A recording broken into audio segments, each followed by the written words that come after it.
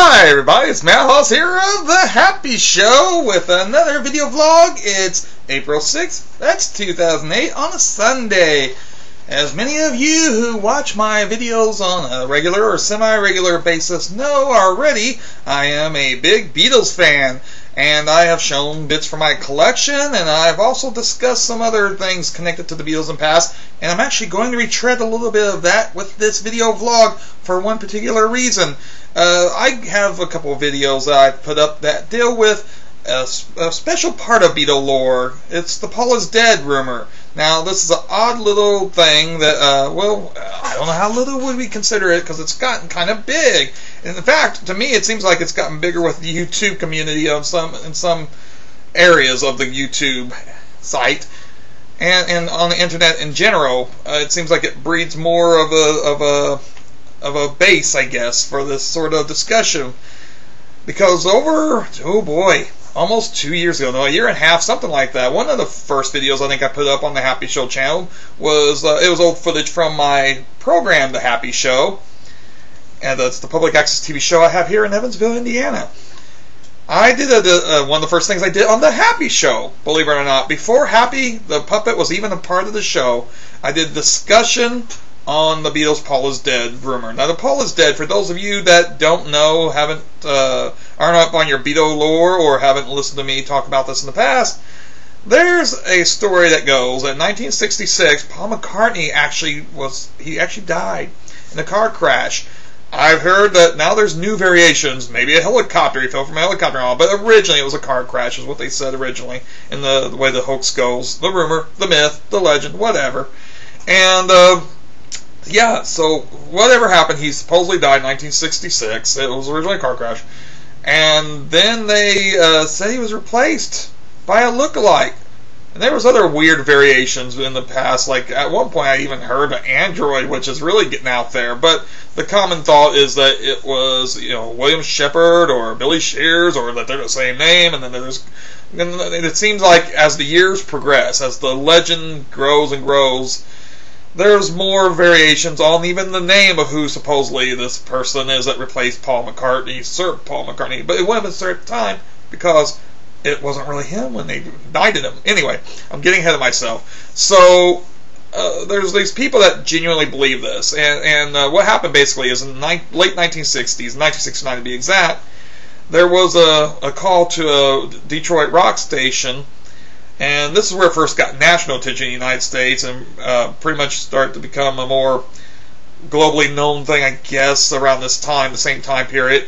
That Paul supposedly died in this call or to this radio show to DJ Russ Gibbs. Said that if you listen to certain things backwards, you'll hear different clues that the Beatles, from the albums from 1966 onward, there's certain albums that will have certain clues, and if you know where to look and what to listen to, you'll see those clues that will prove that Paul McCartney did die. I first found out about this. Now, this is kind of weird. I was a casual Beatles fan when I was a kid, in the sense that I knew who they were. Pretty much anybody who's grown up since the advent of the Beatles knows who they are, even if you don't really listen to them or what have you, you're aware of them. And I, like anybody, was aware of them, heard them on the radio station, enjoyed the music alright, but I wasn't really a big Beatles fan until my teen years. And when I was in my teen years, I had this book called Big Secrets. This book called Big Secrets dealt with a whole bunch of things. And it dealt with a chapter on hidden messages on rock albums and such. And then it talked about the Beatles thing with the Paul is Dead.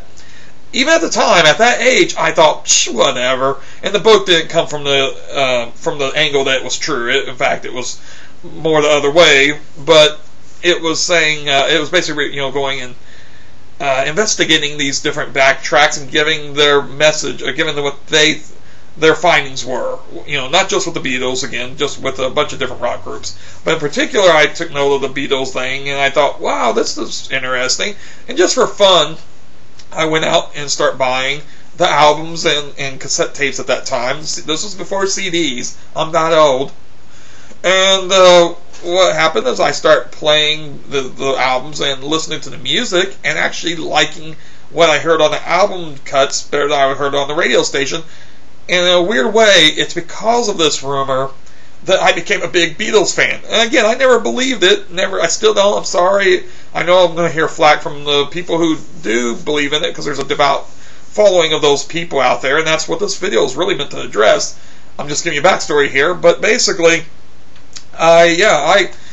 so I got into it and into Beatles music and stuff. But I always like little oddity things, like the whole deal. I'm into novelty music and everything else, and so just for some reason, this whole ideal of these backwards messages tickled my fancy. Now, I am of the thought that this was done as a marketing gimmick. There's a few different schools of thought here. Some people say it's just a bunch of weird coincidences that fans picked up on and drew this connection and came up with this whole concoction. There was a guy, forgive me, I know there's people out there that's going to be even more devout of meteorologists than I am, who will correct me, but Fred Labor, is that how you say his last name, who was a college student who was doing a review of Abbey Road, and supposedly he's the one who actually came up with a whole bunch of these clues and just drew it all together, and people just took it and ran with it, and it got further and further along. And I am the belief that it was probably a marketing gimmick, because a lot of the clues they're like, oh, that's the interesting clue there. Why would that really be on that album and such?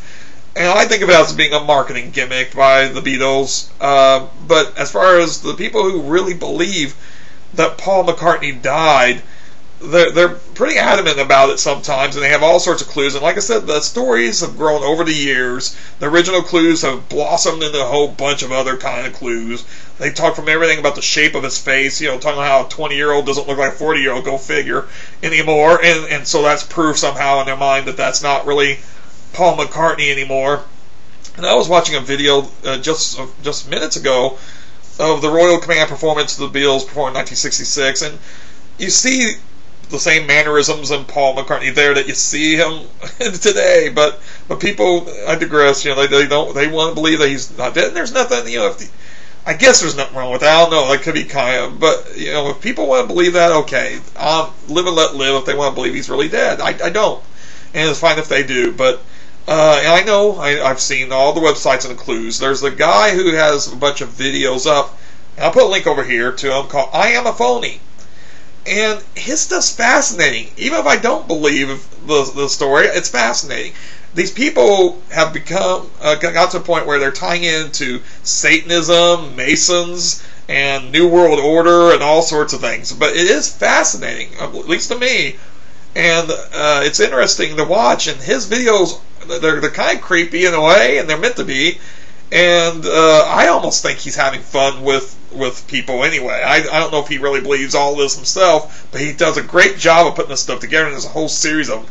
As the series of videos that he makes progresses, he gets a little bit weirder and weirder out there, but especially the very beginning, several videos are really fascinating. So again, check him out. And he's coming from the perspective that this is true. Whether or not he really believes, I don't know, but that's the perspective he comes at with. And so I just thought that'd be worth checking out if you're a Beatles fan, or if you just want to see something different.